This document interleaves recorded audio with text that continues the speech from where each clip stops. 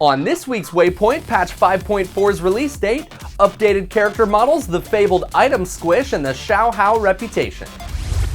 What's up guys, and welcome to Waypoint, your weekly World of Warcraft recap for August 27th, 2013.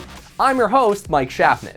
Now first up this week, the most exciting news hit the Warcraft Facebook page last week, and that's that patch 5.4 will be released on September 10th. Now there are a lot of things coming in patch 5.4, so we'll be putting together a special episode for you guys on patch day. But for now, patch 5.4 will mark the start of the PvP Season 14, introduce the new Proving Ground trials, and of course the new Siege of Orgrimmar raid.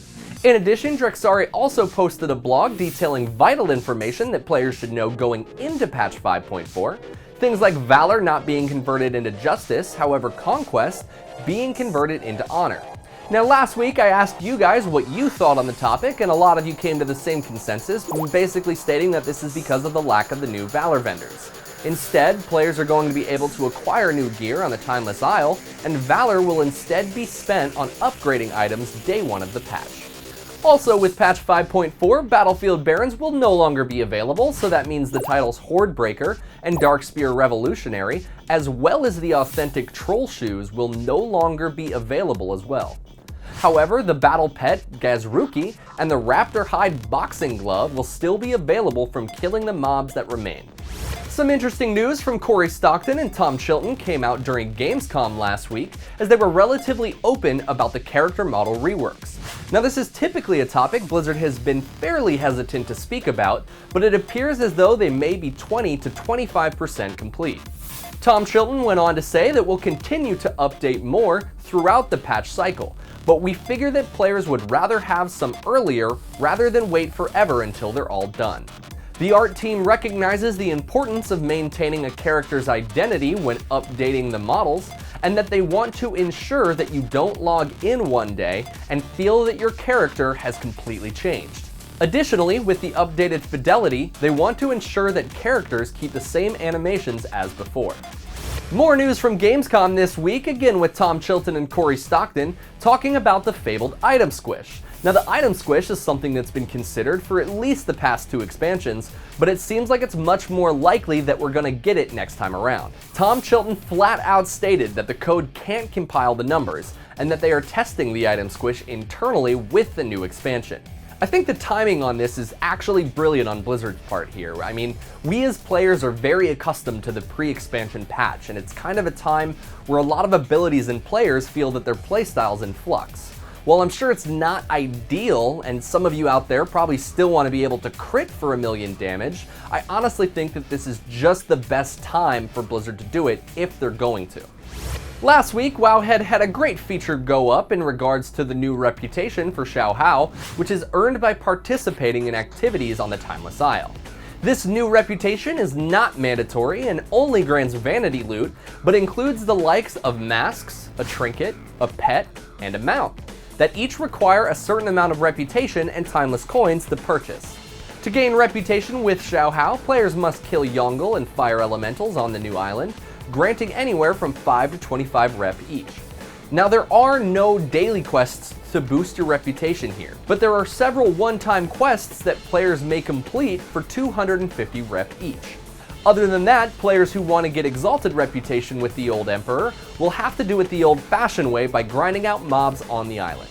For those that maybe don't know, Emperor Shao Hao was the last Pandaren Emperor who, in the face of disaster, saved his people from the Sundering by hiding Pandaria in the mists. If you're interested in more lore behind Emperor Shao Hao, be sure to check out the 6-part mini-series detailing all of the events that led up to the Sundering by clicking right here. Some sad news for TCG lovers this week as the World of Warcraft trading card game released its last set of cards, Timewalkers Reign of Fire.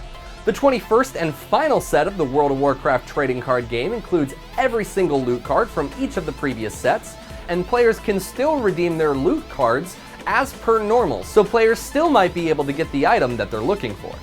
Now, I can't really say this move wasn't to be expected here. Blizzard could potentially be losing out on a lot of money trying to manufacture these cards, and also potentially be driving a lot of traffic away from Hearthstone. While I'm not trying to say that physical cards still don't have a place, I think that it does make a lot of sense for Blizzard to sit down and focus their efforts into one card game rather than 2. Alright, let's move on, but before we do, I want to tell you guys about a sponsor that helps make this show possible. Shutterstock.com is a must-have resource for anyone in the creative industry. With over 20 million high-quality stock photos, illustrations, vectors, and video clips, Shutterstock.com helps you take your creative projects to the next level. Inject your projects with some instant credibility by having exciting animations right at your fingertips. Whether you need still photography, stock footage, or even art assets for a website or YouTube channel, Shutterstock.com is the place to be. If you're restricted to a certain color palette, their tool called Spectrum can handle that. Define the color and keywords for images that you're looking for and get a massive selection of imagery to choose from. You can try Shutterstock today without using a credit card by signing up for a free account and save all of your favorite images to a lightbox to review them later. Once you're ready to purchase, use the offer code GAMEBREAKER8 and you'll receive 30% off your new account. Last up here on Waypoint, I want to take some time to showcase all of your guys' greatest work. If it's World of Warcraft related, send it in because I want to see it. Our submission this week comes from Dean Patton, who was inspired by the elusive dance studio. Taking on various combinations of races and mixing up their dance moves, Dean has created a channel that finally lets us see all of the fun combinations the dance studio would have brought to us. But he doesn't even stop there. Even Lei Shen is getting in on the action.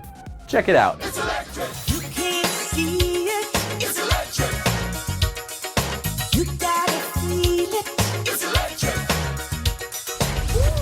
That does it for this week's episode of Waypoint. Be sure to check back every week on Tuesday for updated World of Warcraft news. If you guys like this video, be sure to like and comment below as it helps spread our audience. And if you want to see more World of Warcraft content, be sure to subscribe and check out Legendary. It goes live every Thursday at 8 p.m. PST at GameBreaker.tv/live. If you guys haven't checked out our exclusive interview with Greg Street and Ian Hazakostas from last week, which you should, you can do so by clicking right here. I'm Mike Shaffnet. You guys can follow me on Twitter at Mike Shaffnet. Thank you guys so much for watching, and I'll see you guys at the next Waypoint. Gamebreaker TV.